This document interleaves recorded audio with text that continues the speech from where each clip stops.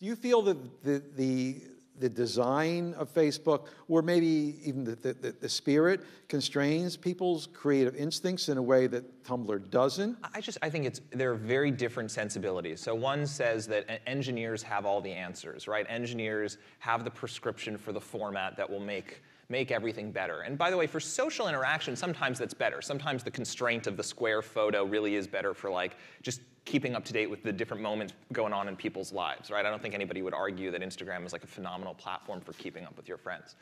But when we think about all of the talented and inspiring people, whether those are like the Frank Oceans or Lawrence Lessigs or the aspiring 15-year-old photographer putting their work out there for the first time, imagining a world that is more and more constrained. I mean, we're coming out of a world that was like a digital world that was made up of HTML pages that could be anything and have now been squeezed into white profile pages on Facebook and are now being squeezed into square photos and 6-second videos. It's just really a shame to me to think that we're telling those aspiring and talented creators, like, make it square, make it 6 seconds. That's that very engineers rule the world mentality that I think underserves that creative community, where in the past, creative technology has done so much to unlock stuff that the engineers never imagined, right? The technology marches forward, the processors get faster, the software gets easier, and all of a sudden Pixar is able to exist, right? That wasn't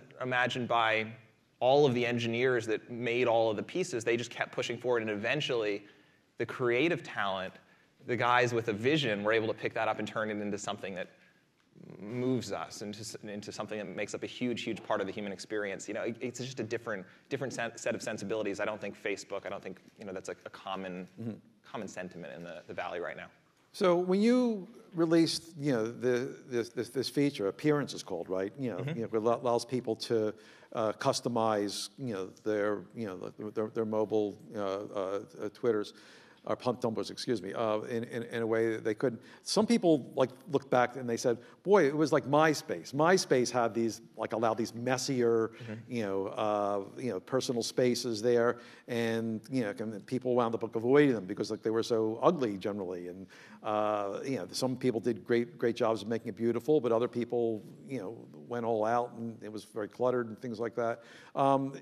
Do you think that's a worry that some people say that it was instrumental in Facebook gaining market share from MySpace, that it constrained people's creative impulses?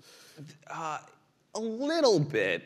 I think there are a few pieces to that get kind of mixed up. So the big setback for MySpace was actually that all that customization was hacked in there. It wasn't actually supported by the platform, which meant that as people were hacking their MySpace pages apart, they were breaking a lot of functionality along the way. And that, I shouldn't say breaking, they were kind of, it was a very delicate balance of keeping that functionality working, and that meant that MySpace wasn't in a position to change anything because it would cause all that customization to break, because it was all hacked in there.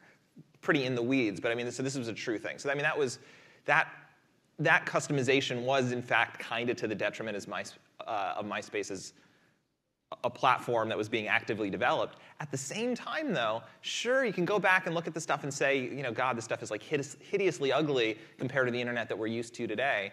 But people cherished their MySpace pages. They were meticulous about customizing those things. I was one of them. I put so much energy into figuring out how to hack the thing to pieces to make that thing look exactly the way that I wanted to.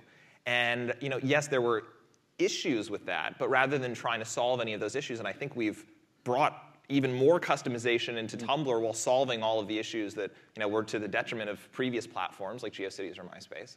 I think we've solved those issues, and I think rather than trying to work through those issues, the general course that the rest of the industry took was let's just abolish it. Let's give everybody a vanilla white profile page where you all have the same grid of photos on Flickr or Instagram, the same beige YouTube page that everybody else does, or the same masonry grid that everybody else has on Pinterest.